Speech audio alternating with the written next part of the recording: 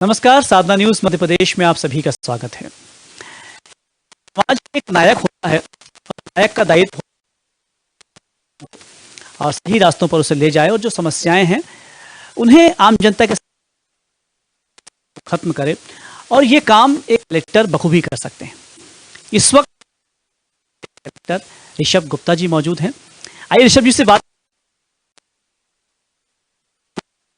के बतौर एक नायक के बतौर उन्होंने क्या किया है और यहाँ के जीवन स्तर को कैसे आगे बढ़ाया है। सर, बहुत स्वागत करते हैं। धन्यवाद सर, चूंकि हमारा एक कार्यक्रम नायक है और निश्चित रूप से आप जिस तरह से आप आईएएस के बाद में आपने लगातार काम किया, आप इंदौर में भी रहे, स्मार्ट सिटी सीईओ रहे, उसके पहले मंदसौर में पंचायत सीईओ रहे, देवास में कलेक्टर हैं। चूंकि देवास इंदौर से लगा हुआ है और इंदौर में तो काफ़ी कुछ चीज़ें आगे बढ़ रही हैं, लेकिन देवास ऐसा लगता है कि कमोबेश उस तरह से आगे नहीं बढ़ पा रहा है। क्या कारण है? छोटे शहर होने का नुकसान? हाँ, कई बार ये देखने में आता है कि जो कोई ऐसा शहर हो जो एक काफ़ी बड़े शहर, मेट्रोपॉलिटन शहर के पास में हो, तो अमूमन कुछ नए वेंचर्स भी होते हैं जो उस शहर के लोगों के द्वारा किए जाते हैं। वो कई बार वो बड़े शहर में शिफ्ट हो जाते हैं। But having said that, Dewas की इंडस्ट्री आज बहुत गति के साथ ग्रो कर रही है। भले हम बात करें कि अभी जो 2000 करोड़ की सिरसौदा में जो इन्वेस्टमेंट आ रही है टीएसीसी की, या फिर अभी माननीय मुख्यमंत्री जी के द्वारा एक सिंथेटिक केमिकल्स की फैक्ट्री का इनॉग्रेशन किया गया, और एक इन जनरल हम देख रहे हैं फार्मा सेक्टर में काफ़ी बूस्ट आ रहा है। भले हमारी बड़ी कंपनियां जैसे कि सन फार्मा हो, इप्का हो, काफ़ी अच्छा काम लगातार देवास में हो रहा है। सर, एक कलेक्टर से ये अपेक्षाएं भी की जाती है कि रोजगार की बात हो या वहाँ की गरीबी की बात हो, उसको दूर करना चाहिए, लेकिन लॉन्ग टर्म जो विज़न होता है वो भी एक्सपेक्ट किया जाता है कलेक्टर से। आपने कुछ इनिशिएशंस यहाँ पर लिए हैं, जिसमें हम सबसे पहले रूफ हार्वेस्टिंग की बात हम करेंगे, रूफ वाटर की बात हम करेंगे। ये विचार आपके मन में कैसे आया और किस तरह से आप इसे एग्जीक्यूट कर पा रहे हैं?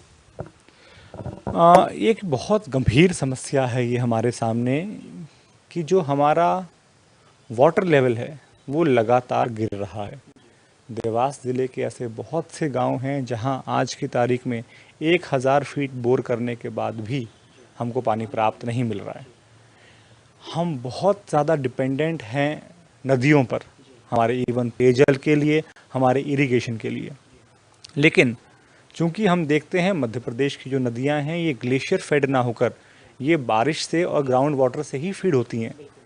तो इसके लिए ये एक एक्चुअल में डर है कि यदि ग्राउंड वाटर हमारा बहुत कम हो गया तो इवन हमारी नदियां भी कल को सूख जाएंगी। तो इसके लिए बहुत आवश्यक है कि हम अभी से स्टेप्स उठाएं, अभी से हम रूफ वाटर के माध्यम से वापस धरती को रिचार्ज करें। एक ये अच्छी बात है कि हालांकि एनवायरनमेंट बिगड़ रहा है, हम ये देख रहे हैं लगातार टेम्परेचर्स भी बढ़ रहे हैं, लेकिन अभी भी बारिश हमारी मेंटेन्ड है।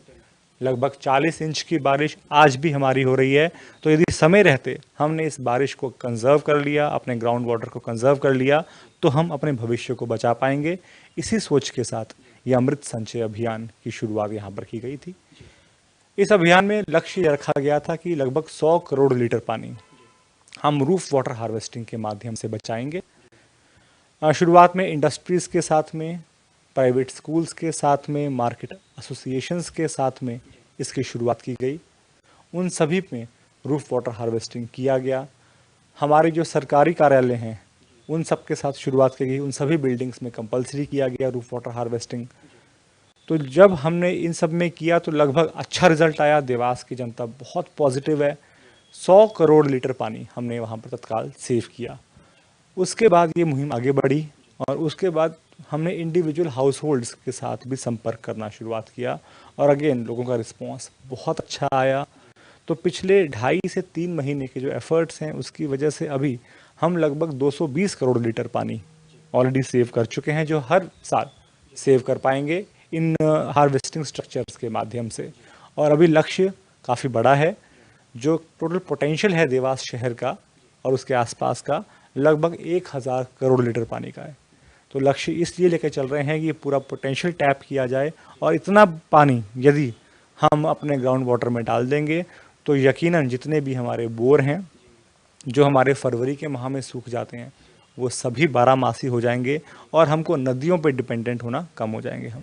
सर दूसरा था जो आप कर रहे हैं पानी, छतों का पानी को बचाने की मुहिम जो आपकी है, इस पानी की कमी तो दूर होगी ही सही, इसके अलावा भविष्य में और क्या क्या फ़ायदे इसके होंगे? हम इसलिए बात करें कि जो दर्शक देख रहे हैं वो समझ पाएँ कि पानी को बचाना, पानी को इकट्ठा करना कितना ज़रूरी है। देखिए, पर्यावरण बचाने के लिए जब भी हम बात करते हैं सबसे पहले हमारे दिमाग में वृक्षारोपण आता है, लेकिन वृक्षारोपण हमारे तभी सक्सेसफुल हो पाएंगे जब वृक्ष को पीने के लिए पानी मिलेगा। तो इसमें कोई डाउट नहीं है, यदि हमको एनवायरनमेंट को सेव करना है, जो ग्लोबल टेम्परेचर्स हमारे बढ़ रहे हैं, तो उसके लिए पानी को सेव करना बहुत ज़रूरी है। इसमें एक बात और बड़ी कमाल की है कि हमको लगता है पानी हम सेव नहीं करेंगे तो उससे सूखा पड़ता है। ना केवल उससे सूखा तो पड़ता ही पड़ता है, उससे बाढ़ भी आती है। ये एक नई बात आपको बताता हूँ मैं। ग्लेशियर की बात नहीं कर रहे हैं, हम शहरों की बात कर रहे हैं। पहले क्या होता था कि हमारे शहरों में तालाब हुआ करते थे, पानी को परकोलेट होने की जगह मिलती थी। अब हमने क्या किया, धीरे धीरे तालाब बंद कर दिए, उनके वाटरवेज बंद कर दिए, वहाँ पर कंक्रीटिंग कर दिया, वहाँ पर बिल्डिंगें तान दी। तो अब जो बारिश का पानी आता है तो जाए कहाँ, वो परकोलेट तो होता नहीं है। तो वही पानी रन ऑफ के रूप में हमको अर्बन बाढ़ के रूप में नज़र आता है। जैसे कि हम बैंगलोर का उदाहरण लें तो लास्ट ईयर बैंगलोर में जो इतनी त्रासदी आई थी, वहाँ पर इवन फर्स्ट फ्लोर तक पानी आ गया था, इतनी बाढ़ आई थी। और आज इस साल उसी बैंगलोर में सूखा पड़ा है। कारण सेम है कि पानी ना हमने तब बचाया, उसकी वजह से बाढ़ आई, और पानी नहीं बचाया तो इस साल उसकी वजह से सूखा पड़ा। तो ना केवल हम पानी बचाकर आने वाले भविष्य में इंश्योर कर पाएंगे कि हमारे पास पीने का पानी हो, हम इस प्रकार के सूखे, इस प्रकार के अर्बन फ्लड्स के एपिसोड से बच पाएंगे। और सर जो आप कर रहे हैं मुझे लगता है कि पूरे मध्य प्रदेश में से कहीं ना कहीं लागू होना चाहिए, ताकि पूरे प्रदेश बल्कि पूरे देश में होना चाहिए, ताकि हर जगह यदि पानी बचेगा तो ये पानी की जो समस्या है, जो टेम्परेचर की समस्या है, भविष्य जो है, जो भयावहता हमें दिख रही है, वो कहीं ना कहीं उस पर बहुत बड़ी कमी आएगी। पानी के अलावा आपने एजुकेशन पर भी बहुत गंभीर काम किया है, और इस पर जो दोनों ही विषय बहुत संजीदगी से आपने उठाए हैं।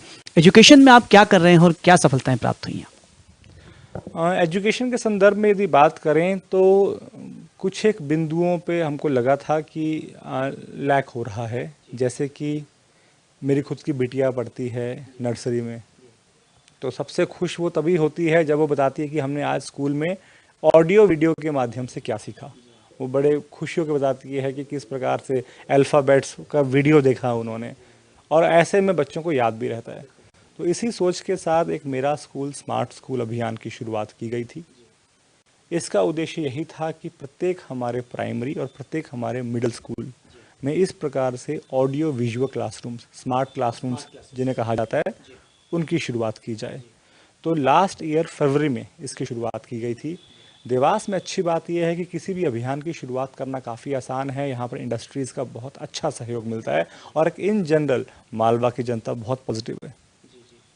तो शुरुआत की गई थी देवास ब्लॉक में कि लक्ष्य ये रखा था कि देवास ब्लॉक के स्कूल्स को पहले हम हर स्कूल में स्मार्ट क्लासरूम की शुरुआत करेंगे।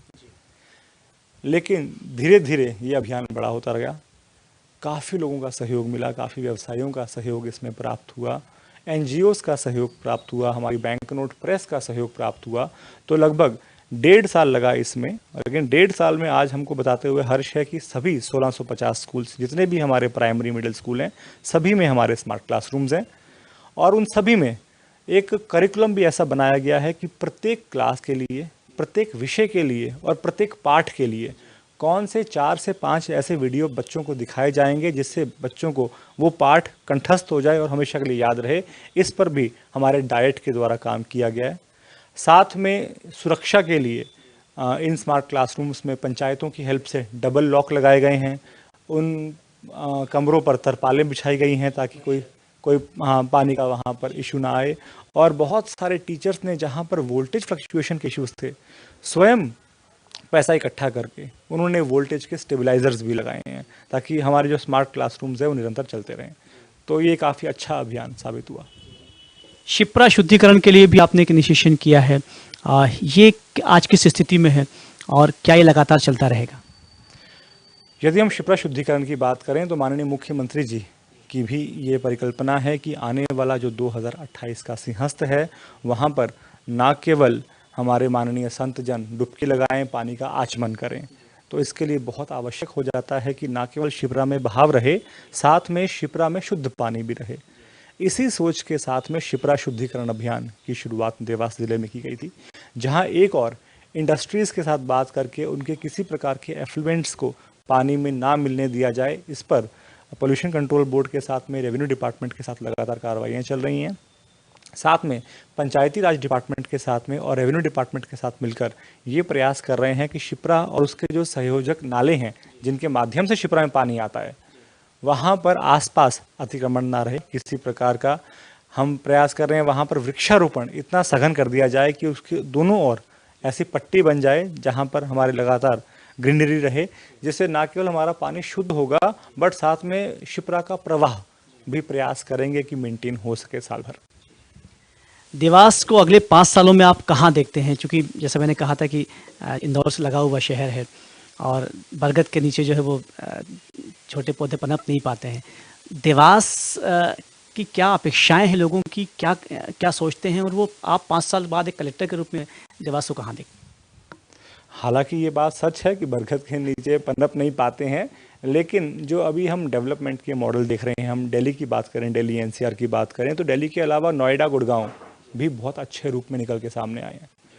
तो उसी तर्ज पे हमको यहाँ पूरा यकीन है, जिस प्रकार से इंडस्ट्रीज़ बढ़ रही हैं, जिस प्रकार से रियल एस्टेट यहाँ पर बढ़ रहा है, जिस प्रकार से यहाँ पर लोग काफ़ी अच्छे हैं, आईटी सेक्टर काफ़ी अच्छा बूम हो रहा है यहाँ पर। तो निश्चित तौर पे इसके अलावा यदि हम इंफ्रास्ट्रक्चर की बात करें, तो भले हम उज्जैन की तरफ बात करें, इंदौर की तरफ बात करें, जो हमारी मेजर आर्टरीज होती हैं, मेजर हाईवेज होती हैं, वो हमारे काफ़ी बन गए हैं। आने वाले टाइम में प्रोजेक्ट्स अच्छे आ रहे हैं हमारे, तो यकीनन देवास का भविष्य बहुत सुनहरा है। तो आने वाले 5 साल में हमको लगता है कि इंदौर से किसी मायने में देवास कम नहीं रहेगा। 2028 में चूँकि सिंहस्थ आने वाला है और इंदौर, देवास या आसपास के जो शहर हैं उनको काफ़ी फ़ायदा मिलता है, तो देवास को कहीं कोई फ़ायदा मिलने वाला है 2028 फंड की हम बात करें, योजनाओं की हम बात करें उसके मद्देनज़र? इस संदर्भ में ऑलरेडी एक हाई पावर्ड कमेटी भोपाल में फॉर्म हो गई है। देवास में किस किस प्रकार के काम आने वाले 4 से 5 साल में हमको करने हैं, जिससे कि ऐसे लॉन्ग टर्म काम किए जाएं कि ना केवल सिंहस्थ में फ़ायदा मिले, साथ में ओवरऑल इंफ्रास्ट्रक्चर भी देवास का बने। इसके बारे में एक डिटेल्ड ब्लूप्रिंट बन चुका है। इसके संदर्भ में लगातार मासिक बैठकें भी भोपाल में हो रही हैं। तो हमको पूरा यकीन है कि वो जो ब्लूप्रिंट बनाया है उसके आधार पे आने वाले टाइम में अवश्य देवास को बहुत लाभ होगा। एक कलेक्टर के रूप में जो अलग अलग योजनाएं आपने लागू की हैं, इसमें आम आदमी के सहयोग की बहुत ज़रूरत पड़ती है। आप क्या संदेश देना चाहेंगे या क्या एक्सपेक्ट करना चाहेंगे आप आम जनता की, देवास की आम जनता की, कि वो किस ढंग से सहयोग कर सकते हैं और कैसे समझ सकते हैं इन पूरी योजनाओं को? वैसे तो देवास की जनता, या मैं इन जनरल बात करूं, मालवा की जनता इतनी पॉजिटिव है कि यदि प्रशासन एक कदम उठाता है तो जनता अपने स्तर से 10 कदम आगे उठाती है। हमने इस प्रकार की सहभागिता हर जगह, भले में मेरा स्कूल स्मार्ट स्कूल की बात कर लें, या शिप्रा शुद्धिकरण की बात कर लें, या रूफ वाटर हार्वेस्टिंग की बात कर लें, लोगों ने बिना किसी सरकारी हेल्प के स्वयं का खर्च उठाकर इस प्रकार के स्ट्रक्चर्स बनाकर प्रशासन का सहयोग किया है। तो यकीनन हमें कोई डाउट नहीं है, आने वाले टाइम में भी जिस प्रकार से हम सोच रहे हैं आने वाले 5 साल में किस प्रकार का विकास होगा, किस प्रकार की योजनाएं आएंगी, यहाँ की जनता बहुत पॉजिटिव है। यकीनन हमको पूरा सहयोग जनता का मिलेगा। क्योंकि इंदौर 7 बार स्वच्छता में नंबर 1 आ गया है, तो देवास की जो बाशिंदे हैं, यहाँ के लोग, उनको भी एक्सपेक्टेशन होती है कि हम भी कहीं ना कहीं इस दौड़ में शामिल हों। क्या लगता है कि अभी गुंजाइश है इंदौर, देवास में भी उसी तरह से सफाई होनी चाहिए जैसे इंदौर में है? नहीं, निश्चित रूप से, और हो भी रही है। यदि हम बात करें गार्बेज फ्री सिटी की, तो उसका तमगा भी देवास को मिला है। हम बात करें स्टार रेटिंग में, उसमें भी अच्छी परफॉर्मेंस देवास की लगातार रही है। और चूंकि यहाँ का व्यक्ति काफ़ी कनेक्टेड है इंदौर से, तो निश्चित रूप से इंदौर की सभी फीलिंग्स, सभी भावनाएं यहाँ पर भी पर्कुलेट होती हैं। तो यहाँ का व्यक्ति, यहाँ का बाशिंदा भी पक्का से चाहता है कि यहाँ पर भी सफाई हो। तो आम जन का सहयोग पक्का सफाई में हमको प्राप्त होता है। तो निश्चित रूप से सफाई में अच्छा काम हो रहा है, लगातार होता रहेगा। बहरहाल आप जहाँ भी जा रहे हैं बेहतर काम कर रहे हैं, लेकिन अंतिम सवाल पूछना चाहूँगा कि आप एक आईएएस के बतौर आप एक स्कॉलर रहे हैं, अगले 5 या 10 सालों में आप अपने आप को कहाँ देखते हैं? आईएएस का काम होता है कि जो सरकार रिस्पॉन्सिबिलिटी दे उसको अच्छे से निभाएं। तो जो भी रिस्पॉन्सिबिलिटी शासन के द्वारा दी जाएगी उसको अच्छे से निभाया जाएगा। सर, हमसे बातचीत हुई, बहुत सारा धन्यवाद। Thank you. तो ऋषभ गुप्ता जी से बातचीत हुई और एक नायक के रूप में जो काम उन्हें करना चाहिए वो बखूबी कर रहे हैं, और ख़ास बात यह है कि आम जनता के सहयोग के साथ में कर रहे हैं। और जब उनके विज़न की बात आती है, उनके दर्शन की बात आती है, तो ये कहते हैं कि एक आईएएस का काम होता है कि वो सरकार के साथ में और जो दायित्व उसे दिया गया है उसे पूरा करें। निश्चित रूप से वो बखूबी पूरा कर रहे हैं, वो करते रहें, ऐसी हमारी शुभेच्छाएं हैं, शुभकामनाएं हैं। आप देखते रहिए साधना न्यूज़ मध्य प्रदेश।